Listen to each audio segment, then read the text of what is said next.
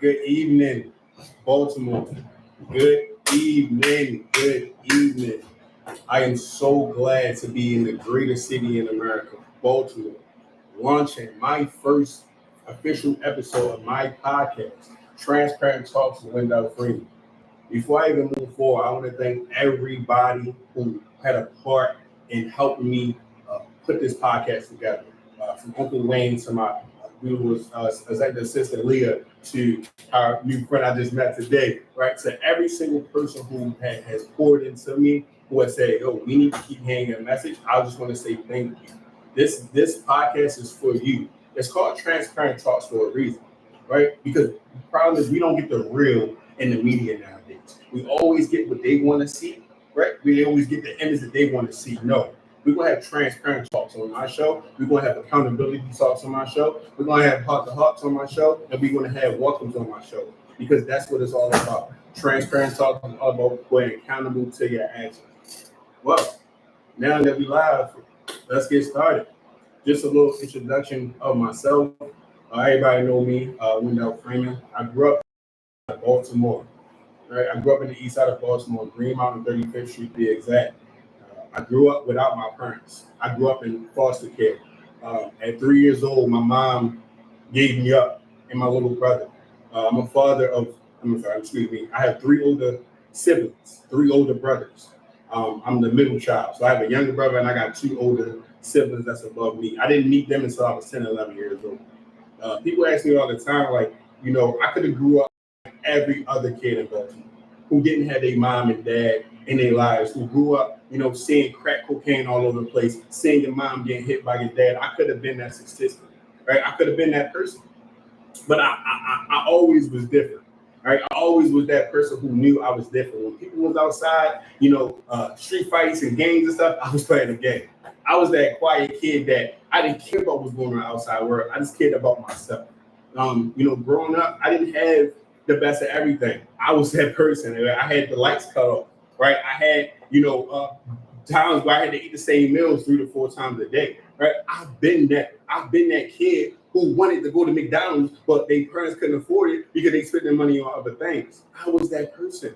Right, I was that same kid. Growing up in East Baltimore, I experienced every single thing that you can experience growing up. I seen my best friends at 13 or 14 years old die in front of me to gun violence. Imagine coming out your front door and seeing your best friend that you grew up with, your stepfather would cut their hair, seeing them with 6 bullet holes in their chest, and there's nothing you can do about it. Right? I've been there. Right? I also lost another friend 2 weeks later, my other best friend in the same way. Why? Because of the streets of Baltimore. Right? The streets of Baltimore will poison you if you let it get to you. But that's what had to change. Right? That's what had to change the narrative. I went to Waverly Elementary School. I went to Waverly Middle School. If you know where that's at, that's in East Baltimore, right in Greenmount 35th, right down the street. See, I was blessed. I didn't have to catch the bus like my friends and stuff. I could walk right down the street to my school. I graduated elementary school. I graduated middle school. I graduated from Friendship Academy of Science and Technology. Right? I graduated from Friendship Academy of Science and Technology. Right? After that, right, that's when my adult life started happening. Right? That's when life started getting real, when I wasn't able to have the opportunity like other children in my age bracket. Growing up in the Baltimore City public schools where we didn't have nothing. I'm you. I grew up not having the resources and technology to function correctly, but we still made it without the odds. Right. So that's just a little bit about me. That's just a little bit about my background. More in depth. We'll get more in depth the more weeks and weeks that we come onto this show. But I just wanted to give you a little taste about me and about what I do. Right. So next thing is, I want to talk about me, my first kid. Anybody who knows me, I'm a father of 2. I had my first son in 2017. His name is Tristan. And then I had my daughter last year. Her name is Anaya. She's 1 year old. Being a father, growing up not having a father really drove me parenthood. When I had my first kid, I wasn't ready to have a child. I wasn't, not in a financial situation, but I wasn't in that headspace. Me not having a dad in my life and not knowing how to be a man, I wasn't ready to be a little boy, especially a little boy's father at that time. But having my son is my best friend now. Then I had my daughter last year. Her name is Anaya, and I have the best son and daughter. I have the best of both worlds. So as a parent in Baltimore City, growing up, not knowing if your child gonna make it home at night, or not knowing if you're gonna have the right resources to take care of your child in this city is my main reason to be a better father to my children, right? And that's also a reason why I started my company, right? Me going through the trial and tribulations and me growing up as a child, not seeing poverty, seeing vacant houses, seeing all these things, created a business owner for myself. And that's where ABM Marketing Group was created. I've been an owner of a marketing company since I was 18 years old. I'm going to be 30, I'm telling my age, but I'll be 30 this year, right? I've been a CEO for 11 years, right? I've hired over thousands of people in Baltimore City because I knew at the end of the day, the average job I knew that once I learned the skill set, the opportunity, and the marketing aspect of what I need to do, I was able to train other people to do the same thing. So that's what I decided to do. I decided to take men and women from high school, grown women, adults, teach them how to make six-figure salaries every single year. So that's where ABM Marketing Group came into play, right? But then after that, right, we go into further depth, right, into why I decided to run for mayor. And people ask me this all the time. You so young. Why did you decide to run for mayor? You this, you that, right? Why would you decide to run for one of the most corrupt cities in America? Let me tell you why. Growing up in Baltimore and seeing every single politician lie to you to your face. Every single politician got into office and said they was going to do this, they was going to do that, they was going to do this and do that, and did nothing. Growing up in the city of Baltimore, all we seen is vacant houses, crackheads, overdose, all these other things. That's what fueled me to run for mayor. I had no political experience running for mayor. I had no intention for money. I was rushing. I did this to be the change agent for the future. And I'm the change agent for the future. And that's why I'm going to run for mayor again in 2028. I already announced it on the Leon Thomas Group show the other day, and I'm announcing it again on my own podcast. Yes, you heard it from me here in 2028. I am running for mayor again. Why? Because, like my sister says all the time, delay is not denied.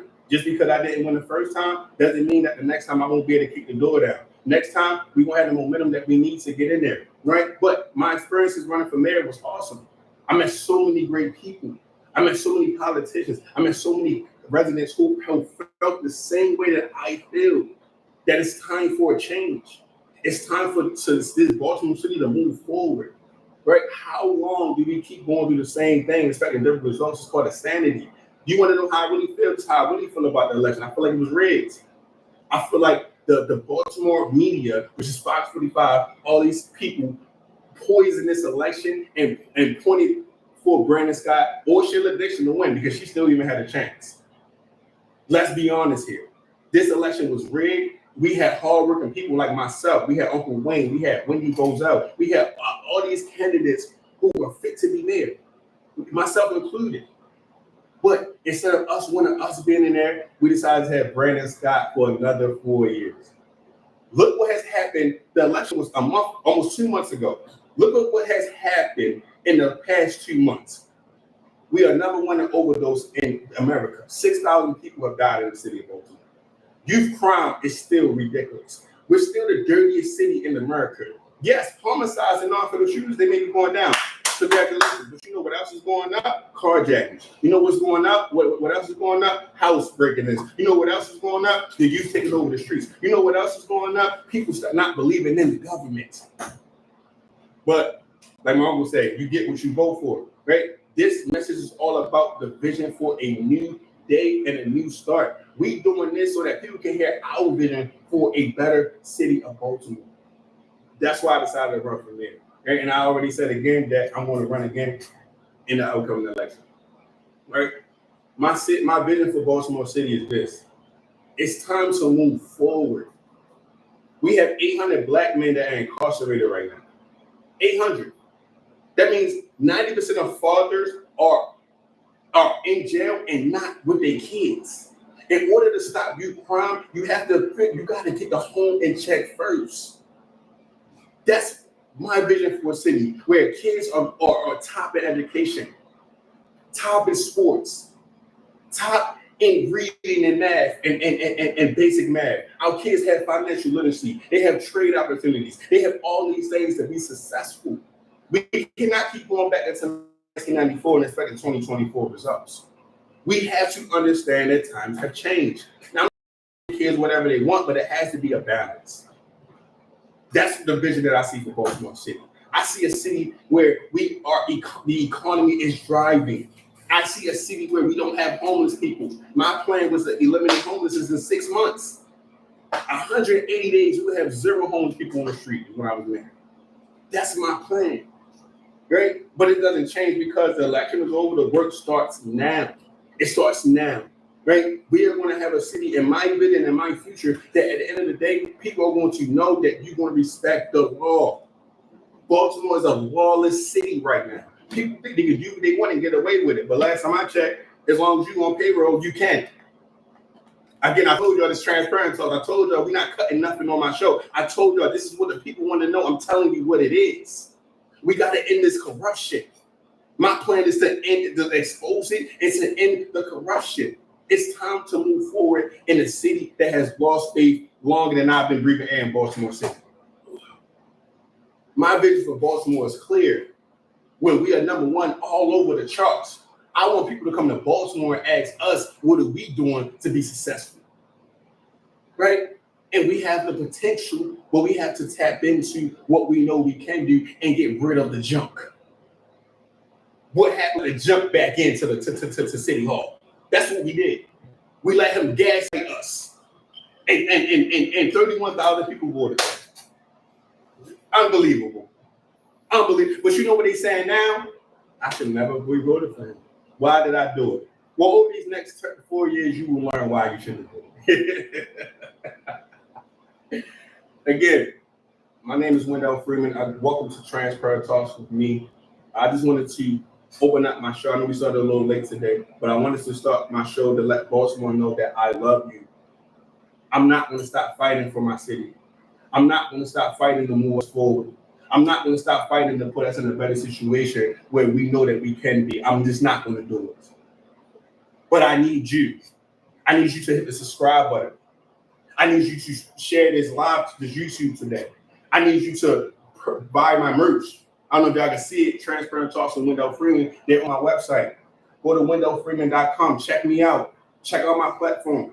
Right? Support. Right? I'm you. I'm that same young boy who could have been anything else in the world but who I am today. Again, I want to thank you all, everyone who checks into this YouTube, who checked into my live, who's going to see this. I want to thank you all. Please subscribe. We will be back next week. We will have, which I thought that she should have been the councilwoman. I'm not gonna say it yet. Y'all just have to stay tuned to the post. Keep subscribing. We will have a person who ran for the council next week in studio with us to talk about her and talk about her future for a better Baltimore. And again, let your friends know that Wendell Freeman, Transparent Talks is what we're going to hold accountability. This is what we're going to hold transparency, and this is what we're going to have the real. Thank you so much for tuning in tonight. And I want you to enjoy the rest of your night. Until next time, Baltimore, I love you. Transparent Talks to me. Talk to you soon.